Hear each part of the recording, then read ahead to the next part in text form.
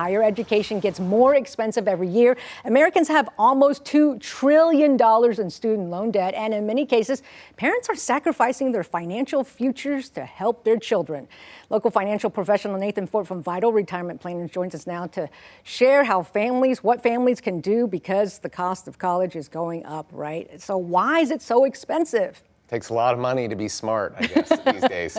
But if you look at the average cost for a Texas college student going to a private school is almost $53,000 a year.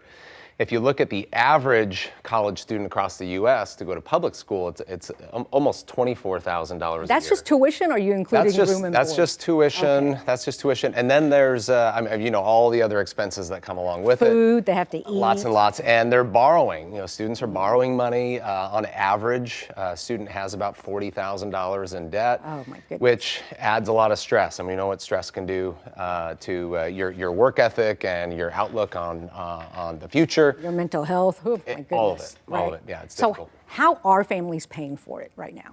Well, about half of the cost is being covered by families, by parents. Okay. They feel this is important, so a lot of people are willing to stretch their financial means to make this work. Only 27% of costs are being covered by scholarships, and about 23% is being covered by the college student, which I don't think is all that bad to be a little gritty, get a job, and make things work. And, yeah, I did that, and I feel like I learned some things. You turned out okay. I think so. The jury's still out, but there are a lot of different ways to cover the expenses, and that's why I think it's important for people to know, what are my options. Yeah. So here's a big question: should parents help their children pay for college?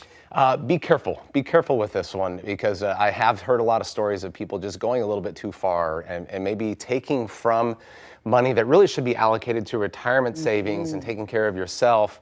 And people are finding themselves unprepared for retirement. Think of the advice you're given on an airplane. If the cabin pressure changes too quickly and the oxygen masks fall down, put yours on first before you help anybody else, because you're not going to be very helpful if you can't breathe, right? So think of that from a financial standpoint. Take care of yourself first, and then move on to others. And I don't know who said this, but you can't take out a loan for your retirement. That's so good. Right? That's right. Give us some some tools to learn how to better save. Yeah, a lot of options. A 529 plan can be great.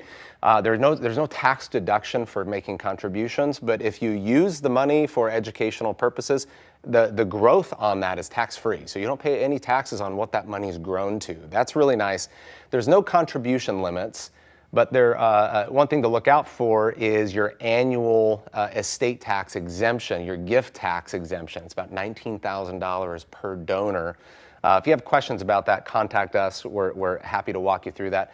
Educational savings accounts, ESAs, if you're making more than $220,000 a year, joint filers, you can't contribute to this. So your income has to be a little lower, $2,000 a year.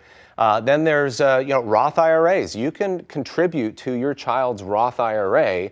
Now the gains are really earmarked for 59 and a half, age 59 and a half, but the contributions can be withdrawn really at any time. So some people are using those, but your limit is about $7,000 per year that you can contribute to a child's Roth IRA. A lot of other brokerage accounts, savings accounts, you name it. Which one do you like, Nathan? I like the 529 and I like the Roth IRA. Okay. Some people get even a little bit more creative and use cash value life insurance. You can get very creative with how you do this. So it's good that you just talk with an expert, someone who knows this space, like Nathan. and you'll be fine. All right, Nathan Ford, Vital Retirement. Thank you so much. Always a pleasure to see you and Great to be here. to learn from you.